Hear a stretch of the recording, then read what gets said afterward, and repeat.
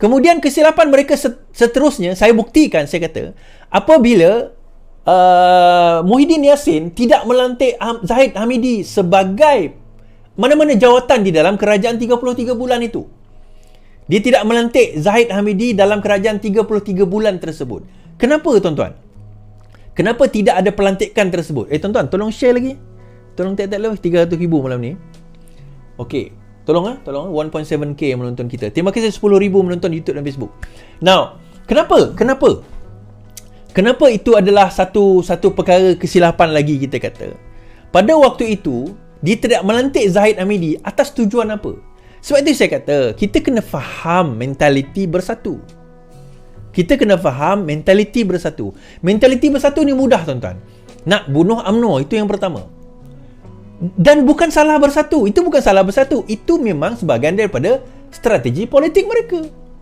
Yang salah pada waktu itu adalah UMNO. Kerana UMNO tak nampak ataupun mereka mungkin terlalu luka sehingga mereka grab je, desperate pada waktu itu, desperate. So akhirnya dia tak lantik. Kenapa dia orang tak nak lantik Zahid Hamidi? Sebab Zahid Hamidi itu kluster mahkamah katanya. So kami nak bersih dan stabil. Kami tak nak ada di dalam pimpinan kami mereka yang ada masalah. Okey. So apa yang berlaku? Dia kata UMNO pada waktu itu, sewaktu beberapa bulan dah membentukkan kerajaan, beberapa hari sebelum membentukkan kerajaan, mereka bermesyuarat. Dan dalam mesyuarat tersebut mengatakan, dalam mesyuarat UMNO itu, hari ini saya ceritakan, UMNO mengatakan bahawa tidak boleh ada sesiapa di kalangan kita mengambil jawatan di dalam kerajaan Muhyiddin Yassin sehinggalah presiden kita diberikan jawatan dan juga majlis tertinggi kita diberikan jawatan. Pada waktu itu, hampir kesemua ahli majlis tertinggi UMNO, majlis kerja tertinggi UMNO ada kes mahkamah. Okay? Jangan ambil jawatan. Ahli UMNO semua, ahli parlimen, jangan ambil jawatan.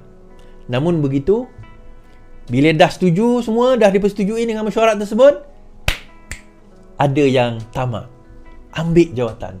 Adham Baba ambil jawatan, KJ ambil jawatan, Anwar Musa antara yang ambil jawatan. Padahal dia adalah mesyuarat tu. Termasuk Azalina, tapi Azalina dia pusing last minute. Dia sokong Zahid last minute. Sebab itu dia selamat dalam politik dia. Termasuklah Tajuddin Rahman ni. Dia kemudian dia dapat jawatan apa? Jawatan apa orang kata dipanggil? Allah, apa dipanggil tu? Duta khas. Kan? Ada jawatan-jawatan yang dipegang oleh UMNO pada waktu itu. Sehingga kan bila Anwar Musa mendapat jawatan tersebut, dia dipecat daripada Barisan Nasional sebagai Susah Agung dan dia dipecat daripada Majlis Kerja Tertinggi UMNO. Dia tak kisah, dia masa itu jadi menteri wilayah kalau tak silap saya. So mereka ini dah, maksudnya dalam kerangka yang pertama, langkah strategi pertama bersatu, dia dah berjaya melemahkan UMNO dengan cara lantik, pecahkan UMNO pada waktu itu. Saya kata UMNO berpecah. Dia ada golongan geng Hishamuddin ni. Tun Hussein On dapat jawatan, antara yang dapat jawatan. Ini saya kata, geng Hishamuddin, geng Azmin ni, dia akan membentuk ketumbukan mereka kita. Dia ada satu lagi geng Zahid. Kelebihan Zahid adalah dia ada kuasa di dalam parti, tetapi dia tidak ada kuasa di dalam kerajaan. Now, benda ini berlarutan. Dan UMNO kacau. Saya pun kacau lah. Kita kacau, ada di antara sembilan yang kacau. Dan akhirnya, mereka kata, tak boleh tidak, kita kena ambil tindakan.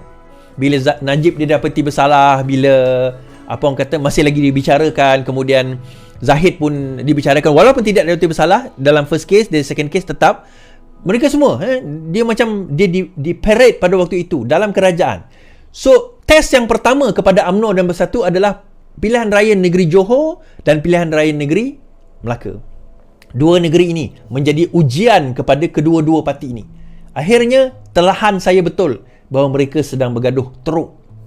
Dan disebabkan selepas oleh Johor, di mana UMNO menang, kita kata Melaka pun UMNO menang.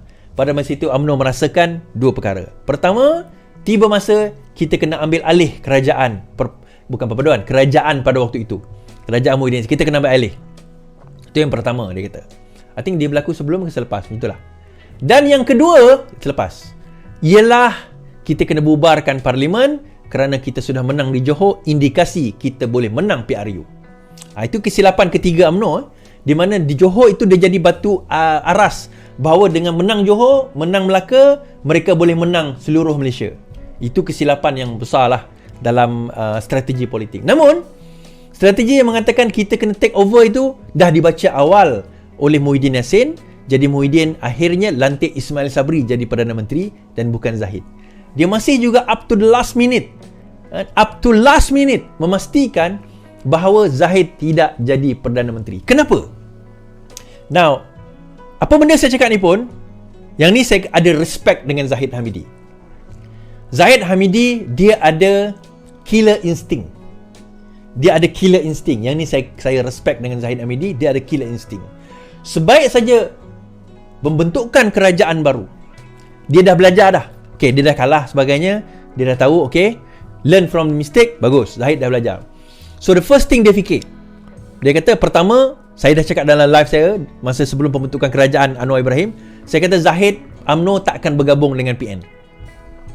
Mati-mati pun UMNO tak akan bergabung dengan PN. Sejarah itu ada, dan sejarah itu baru mereka lalui tahun lepas. Bagi mereka, mudarat yang lebih teruk sebenarnya adalah bersatu. PAS lah yang follow, PN lah. PN ni mudarat yang lagi teruk. DAP, mudarat itu diciptakan oleh UMNO. UMNO yang cipta mudarat tu. Mudarat tu sebenarnya tak wujud. Tak benar. Setakat cakap ni Melayu, rasis semua, itu benda kecil bagi political decision yang akan dibuat oleh UMNO. Sebab kalau mereka menyertai Perikatan Nasional sekali lagi, bergabung dengan Perikatan Nasional, perkara yang sama malah lebih teruk bakal berlaku. Sedang pada masa itu Perikatan Nasional ada 70 lebih kerusi, UMNO setakat ada 40. Lagi teruk dia kena. 40 apa? 30 je. UMNO 20 lebih campur BN 30. Dia ada 70 lebih, lagi teruk nanti dia akan kena. Sedangkan masa bersatu dengan PAS bergabung tu pun tak banyak kerusi, ni lagi banyak kerusi, lagi teruk dia bakal kena. So dia fikir, lebih baik kita bergabung dengan Pakatan Harapan. Lebih baik bergabung dengan Pakatan Harapan. Sebab itu, cerita malam itu, bila Rahim Tambicik kata kan, yang ada majoriti itulah yang koman, inilah Westminster. Sebab tu saya kata dalam debat tu, dalam forum tu, kalau ada masa kita boleh bahaskan benda tu. Itu salah tu. Tak ada undang-undang mengatakan sedemikianlah caranya. Itu adalah ketetapan yang ditentukan oleh, walaupun tak ada undang-undang, yang di-Pertuan Agong. Okay? Yang tu kita bahaskan kod lain. Now, bila pembentukan itu berlaku, Zahid Hamidi kata, baik, aku kena bersama dengan Pakatan Harapan. Kenapa? Sebab Pakatan Harapan ini, dia bukan direct competitor. Kan saya sebut tadi direct competitor kan? Direct competitor adalah PAS, direct competitor adalah Bersatu kepada UMNO. Sebab apa? PAS Parti Melayu Islam dia punya market, Bersatu Melayu Islam dia punya market, UMNO Melayu Islam dia punya market. Sama market dia orang. So dia orang direct competitor. Pakatan Harapan indirect competitor. Dia competitor juga tapi indirect. Ada banyak ruang yang mereka boleh kerjasama. So akhirnya bekerjasama. Yang pertama, bentuk kerajaan dahulu. Okay? Yang pertama, jangan bergabung dengan PN dahulu, jangan bagi kekuatan. Yang kedua, bentuk kerajaan dahulu. Kenapa? Nah, bila dah bentuk kerajaan, syarat Zahid Hamidi mudah. Dia nak jawatan tertinggi di dalam kerajaan. Of course, Perdana Menteri tak mungkin lah. Maka dia dapat jawatan timbalan Perdana Menteri. Nah, bila dia timbalan Perdana Menteri, dia Presiden UMNO, kemudian KDN pula dipegang oleh Saifuddin Nasution yang membuat perbincangan dengan UMNO. UMNO punya, dia ada satu benda yang dia nak bunuh UMNO dulu tau, melalui Perhimpunan Agong UMNO. Tak berjaya, ditunda 6 bulan lepas PRU sebagainya kan. Dia gagal. Itu kesilapan besar PN lah. Sepatutnya kalau dia nak, dia bunuh masa tu sebenarnya. UMNO haramkan terus pada waktu itu. Itu kesilapan besar Hamzah Zainuddin. Dia nak biarkan UMNO sebab dia sebenarnya, okay, now kita buat cerita tu. Kenapa Hamzah Zainuddin tak bunuh UMNO awal? Dia Menteri KDN tuan-tuan. Sepatutnya UMNO kena buat Perhimpunan Agong UMNO pada Disember 2022. Tak boleh extend. Kalau tak buat, bubar UMNO. Tapi kenapa Hamzah Zainuddin tak nak bubarkan? Sebab dia confident bahawa geng kalau dibubarkan, masalah nanti. Orang tak akan sokong UMNO, tapi dia akan berpindah kepada Pakatan Harapan. Dia confident geng-geng Hishamuddin ni boleh naik dan lawan dengan Zahid. Tapi dia lupa pada waktu itu, bila geng-geng itu nak naik, Zahid boleh buat perkeliling. Tidak ada pertandingan di presiden dan timbalan presiden. Pop, checkmate. Okey, bila dah checkmate kat situ, dah sudah. Dia punya perangkap tu makan diri. Dia ingatkan kalau dia bagi menang, maka UMNO tu dah dikuasai oleh golongan ini, boleh bergabung dengan geng-geng yang termasuklah Anwar Musa sebagainya. Bolehlah gabung dengan geng ini. Bila menang, bila tak bertanding, menang pula Zahid Hamidi, tu saya kata Zahid Hamidi tu saya respect. Dia ada killer instinct, tuan-tuan. Apa perkara dia buat? Cantas semua. Dia cantas habis. Dia cantas KJ, Anwar Musa cantas, Tajuddin Rahman dia cantas. Semua yang dapat jawatan tadi tu dia cantas. Hishamuddin dia gantung. Kenapa Ismail Sabri dia tak gantung atau dia tak buang, tuan-tuan? Sebab pertama dia ahli parlimen lah. Kalau gantung nanti kurang pula kursi. Yang kedua, Ismail Sabri terus buat pengumuman. Ini adalah pilihan raya terakhir saya, lepas ni saya nak bersara. Okay.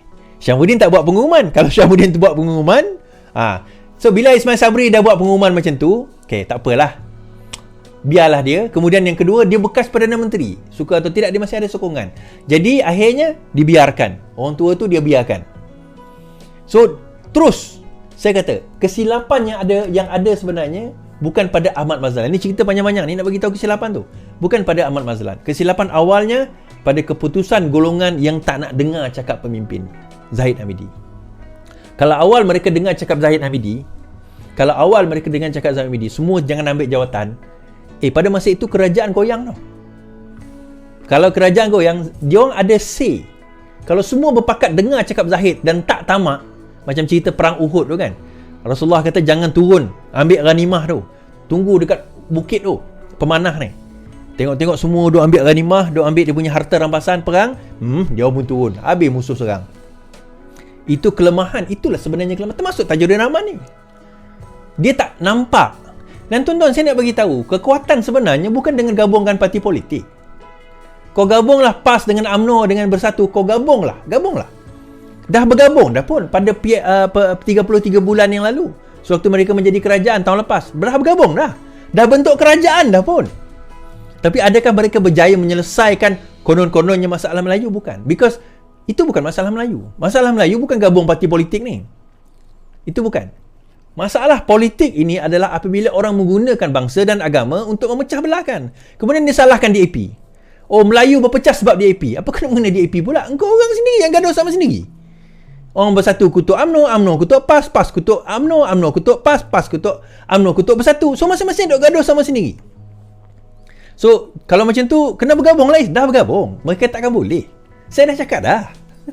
Tuan-tuan refer balik video saya tahun 2020 lebih kurang live masa tu kan, 20 awal-awal tu sampai bulan 8, bulan 9. Saya kata dia orang tak boleh bergabung. Dia orang takkan boleh bergabung, saya kata. Saya tak ingat saya kata potong jari lah kalau dia orang nak bergabung dan berdamai. Dia boleh bergabung. Bergabung tu boleh, tapi nak berdamai dalam pergabungan tersebut. Kenapa? Poinnya adalah satu je, ego. Masing-masing ada ego dia. Halnya kalau mereka saya saya cakap dalam ni forum Sina. Bukan forum Sina yang baru-baru ni, bukan dengan yang Halimah tu. Sebelum itu, masa tu saya dengan adakah UMNO hilang something like that lah, pasal undi Melayu ke apa. Saya kata mereka boleh menang kalau mereka bergabung.